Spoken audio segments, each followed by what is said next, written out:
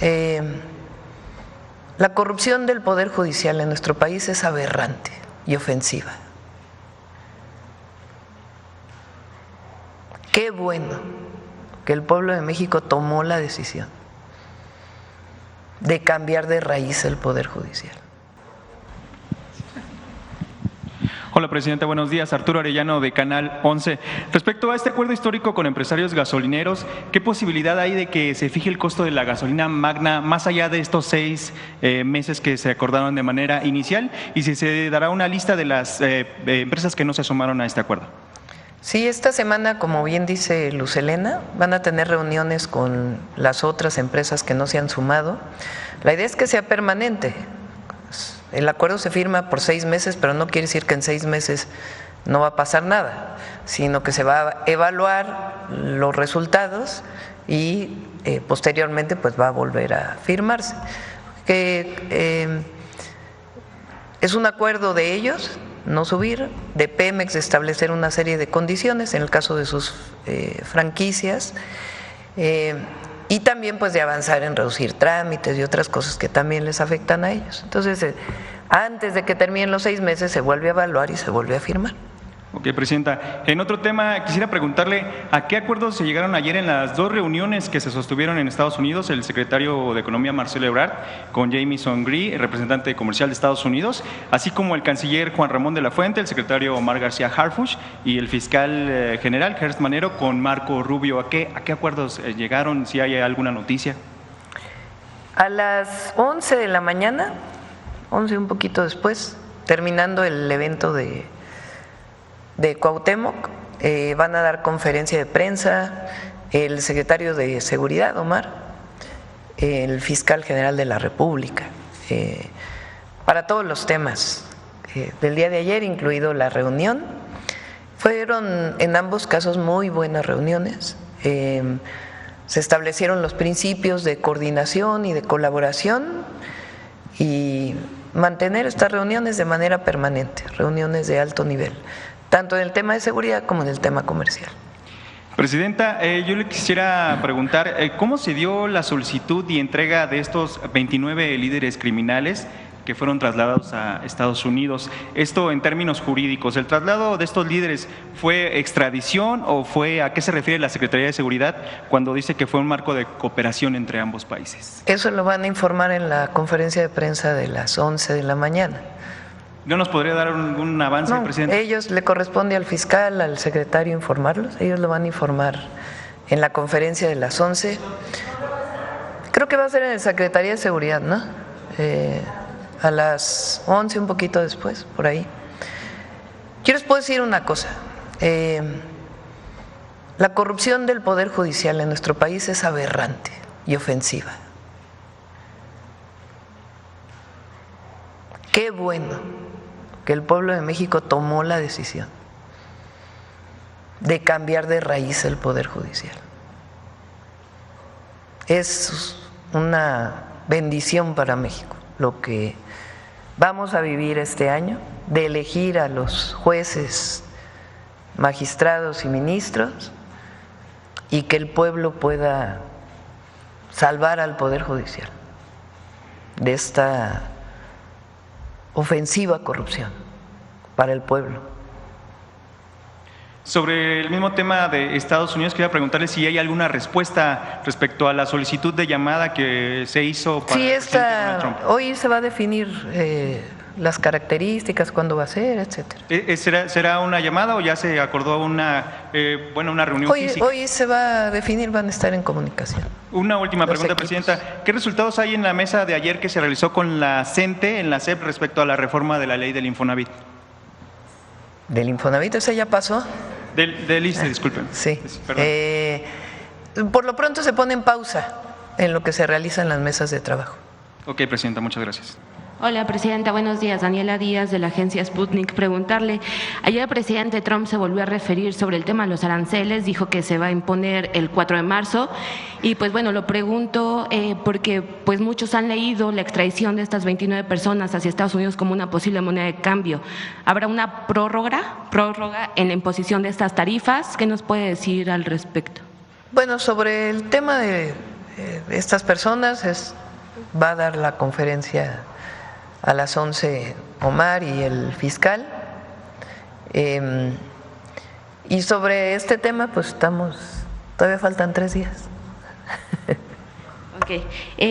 Bueno, en otros temas, en un momento más habrá pues un evento para conmemorar los 500 años de la ejecución de Cuauhtémoc, que es, pues aparte del último Tlatoani mexica, es considerado como un ícono, ¿no?, de la resistencia indígena ante este proceso pues de conquista española.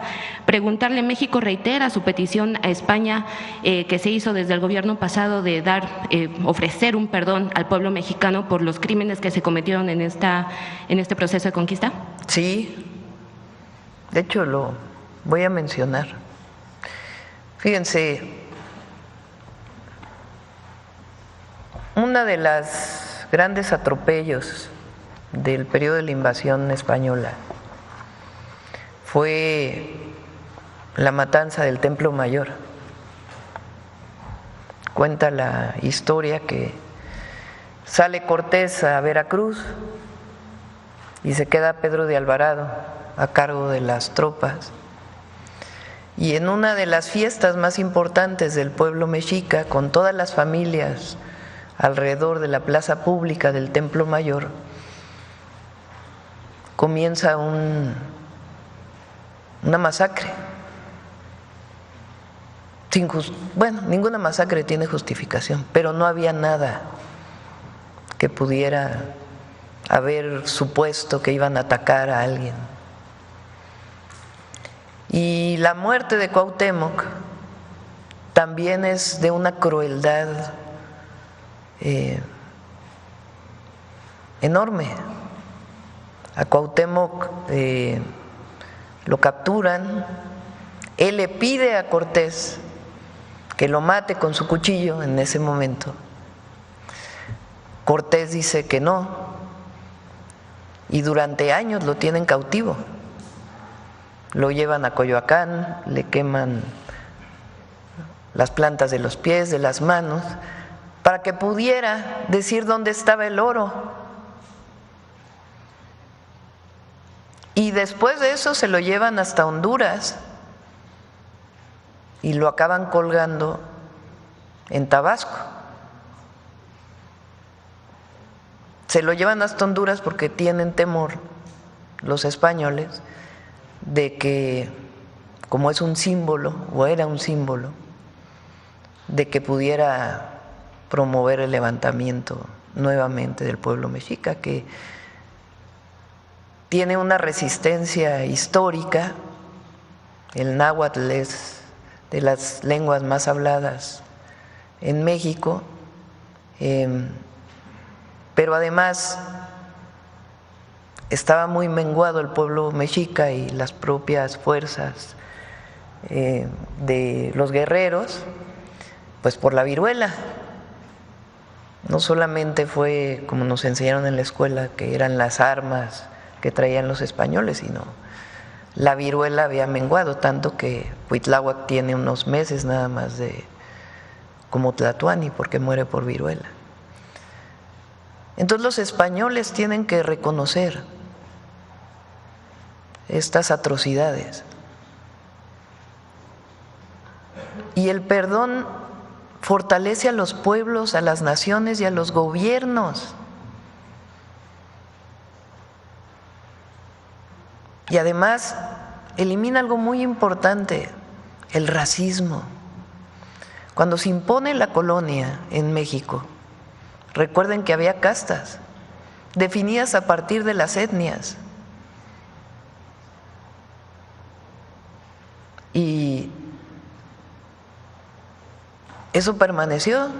Viene la independencia, las transformaciones,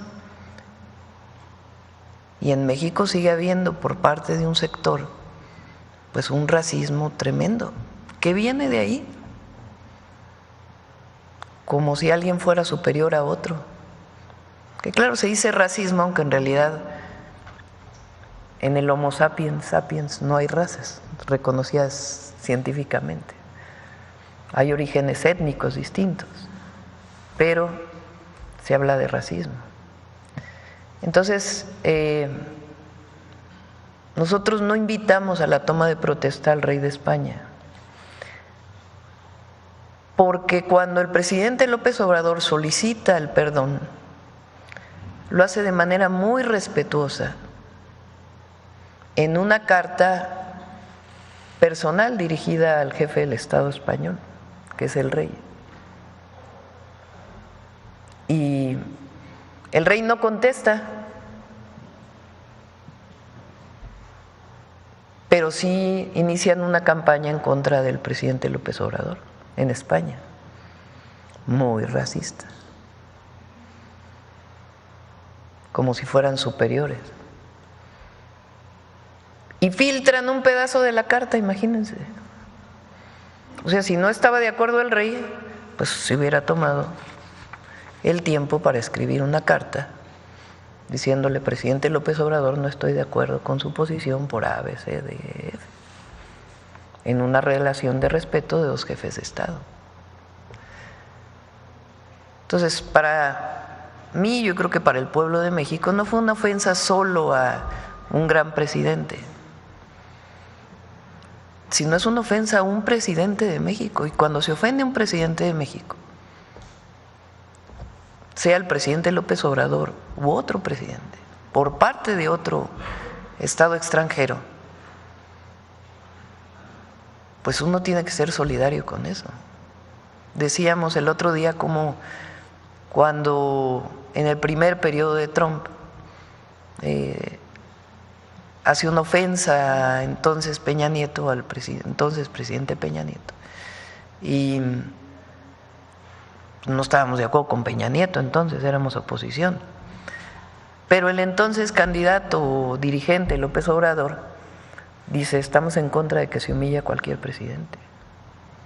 Eso no, a México se le respeta.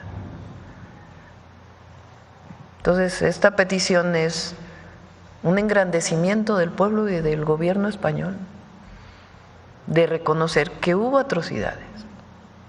Entonces, hoy nos da mucho gusto porque son 500 años de este cruel asesinato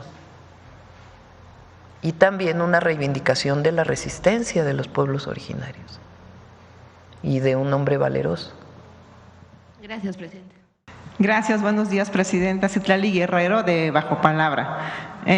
Plantearle que una de las solicitudes permanentes de la comunidad cultural es buscar el equilibrio entre los grandes conciertos masivos, que si bien nacieron con el ingeniero Cárdenas, para abrir este espacio democrático y que la gente pudiera acceder a estos conciertos que de otra manera no podría, en estos casi 30 años ha ido en detrimento del desarrollo cultural de los grupos artísticos independientes, porque los gobiernos no dudan en gastar de 10 a 18 millones de pesos para un concierto masivo, mientras que para una función de alas y raíces, por ejemplo, pagan 1,500 pesos. Para una presentación de teatro, de música, 30,000, 40,000 pesos si bien le va. Y para lectura de escritores, pues 0 pesos. Entonces, preguntarle si su gobierno, si usted tendría considerado pues equilibrar esta desigualdad y mejorar las condiciones de contratación de estos grupos culturales independientes, pues que siguen siendo un sector pues vulnerado, un sector precario. En la pandemia no fue considerado como un sector sustancial, y pues esta precariedad en el que se encuentran pues parece que se va a prolongar. Entonces, preguntarle si podría buscar como estos equilibrios. Sí, debe hacerse.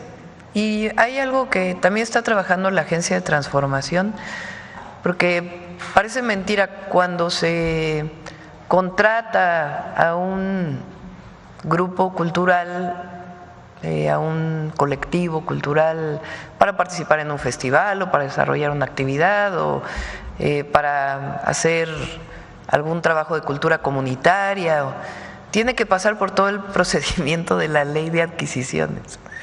Entonces tienen que registrarse en el sistema, en fin, es una burocracia tremenda.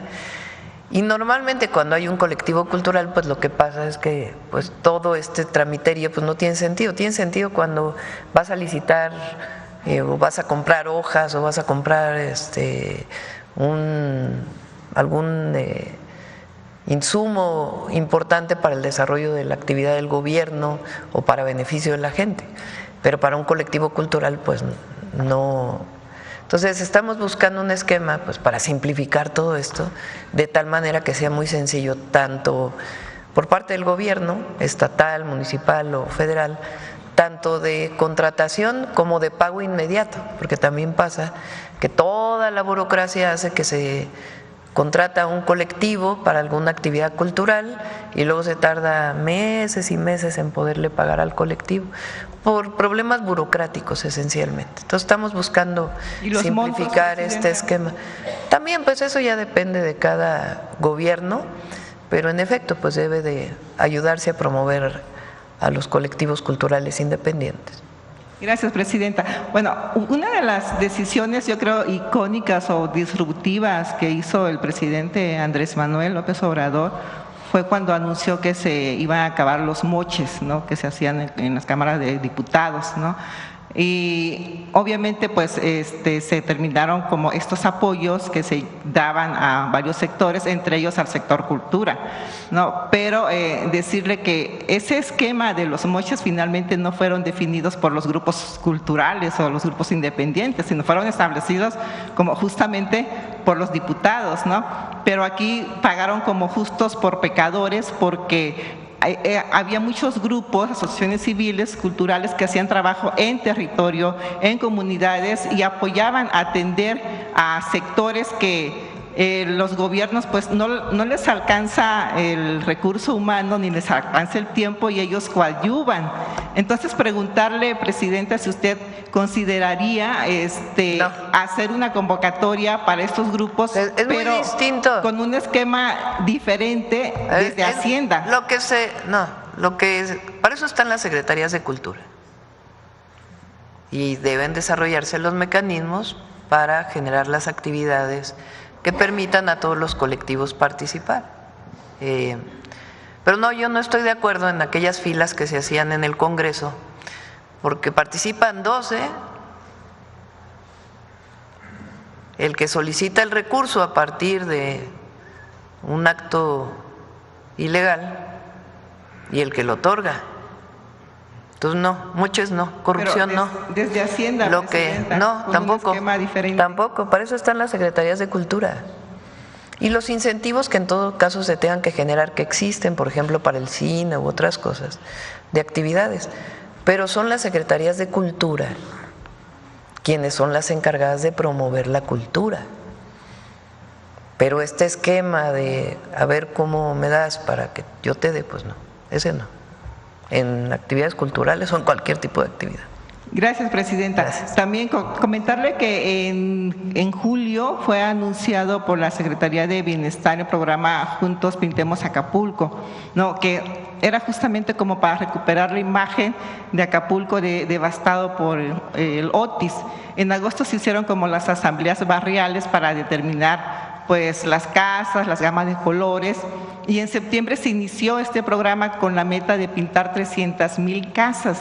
Pero bueno, vino John, ¿no?, en septiembre y este programa pues se interrumpió. Entonces preguntarle si se va a retomar porque además está la pintura. Lo que pasa es que en efecto los servidores y servidoras de la nación, que son quienes nos ayudan a todas estas labores, en efecto están con mucho trabajo porque pues fíjense, luego no difundimos mucho esto, pero nos comprometimos a que las mujeres de 63 y 64 años iban a recibir un apoyo. Bueno, los servidores de la nación hicieron todo el censo en 2 meses. Hoy, más de 1 millón de mujeres ya recibieron su primer apoyo. Y eso es gracias a las servidoras y servidores de la nación. Están haciendo las visitas casa por casa a todos los adultos mayores, para el censo de salud, más algunas otras actividades. Entonces se ocuparon mucho los servidores. En efecto vino John, pero se va a recuperar como parte de Acapulco, ¿cómo? Se transforma contigo, es el nombre que lleva el programa. Y ahí también hay actividades culturales. Sebastián, que es quien lleva este programa en Acapulco, no sé si ya se reunió con ustedes. Ya se reunió con nosotros. Y sí, es muy importante que todos los colectivos culturales de Guerrero y particularmente de Acapulco se incorporen en la reactivación cultural y económica de Acapulco. Gracias, presidenta. Por último, presidenta, como usted sabe, más de 200,000 viviendas fueron afectadas por el huracán Otis, ¿no? Y se les dio este apoyo que dio el presidente Andrés Manuel y muchas casas pues se recuperaron, pero volvemos a que después vino John, volvió a afectar las viviendas y hay una precariedad de la vivienda en Acapulco, ¿no? Que no está construida como para resistir los huracanes, ¿no? Y preguntarle en este programa que usted está anunciando de construcción de 1,000,000 de viviendas, ¿como cuántas viviendas tendrían considerado como para construir en Acapulco? Y también preguntarle si tienen un diagnóstico, porque en Acapulco se presenta mucho el fenómeno de segunda vivienda, o sea, hay mucha vivienda abandonadas, ¿no? Y por una parte están como esos, ¿no? Con viviendas pues que no se usan, ¿no? Que fueron compradas con gente de la Ciudad de México o de otros estados, y por otro lado hay una necesidad de vivienda segura que no se inunde en Acapulco. Entonces, preguntarle ¿cuántas viviendas son las de reubicación de Acapulco? 1,400 viviendas. A ver, ¿por qué no comentas?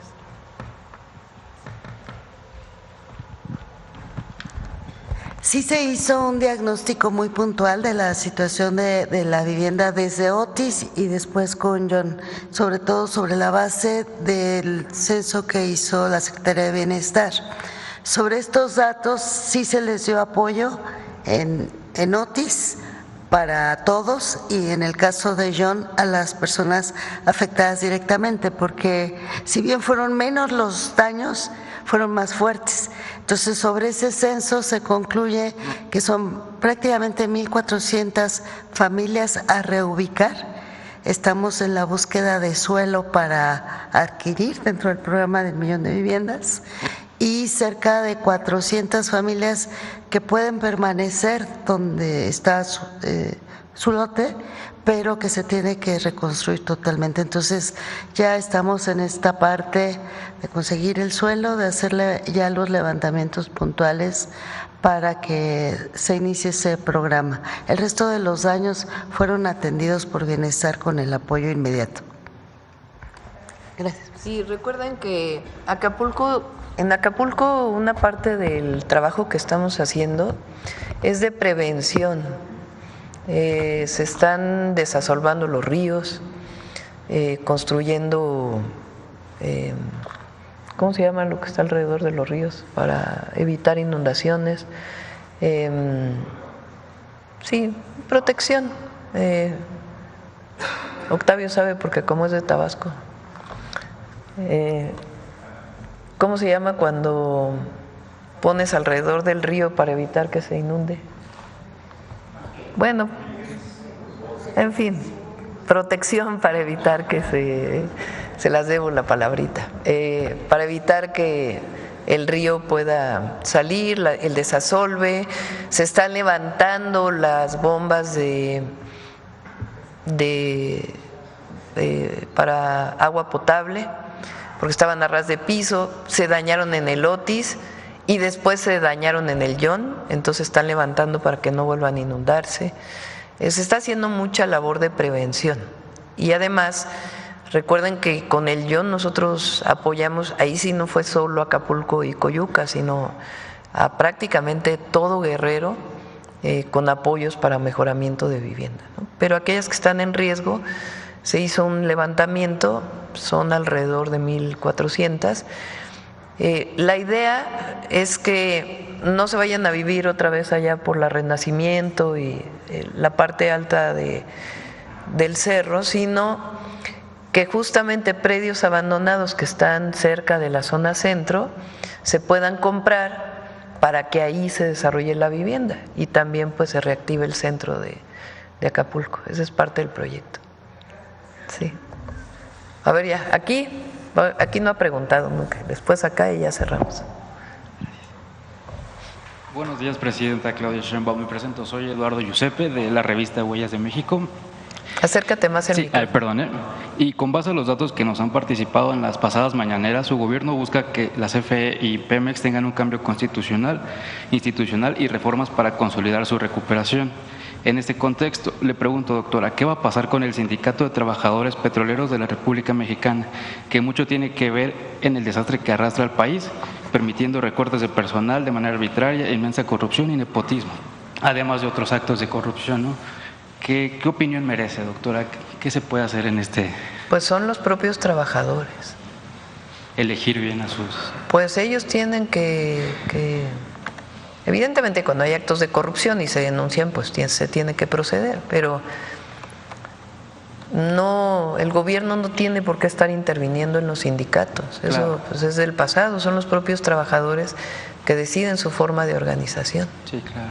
Y en otra instancia, si me permite, doctora, en días anteriores se publicó un informe llamado Explotación y Opacidad, donde describen la situación de los caficultores en México y pues la situación la describen como deplorable porque empresas pues transnacionales como Nestlé y Starbucks pagan precios muy pero muy bajos por kilogramo al caficultor mexicano, que pues ni siquiera les alcanza para los costes de producción, ¿no? Entonces, ¿cómo se les puede proteger a los caficultores de estas situaciones de que pues sea el pago justo para ellos, ¿no? Porque pues también sabemos que en este tipo de situaciones pues hay coyotes y empresas intermediarias que no permiten al pues caficultor pues que reciba un precio justo, ¿no? ¿Qué se puede hacer ahí? ¿Cómo protegerlos?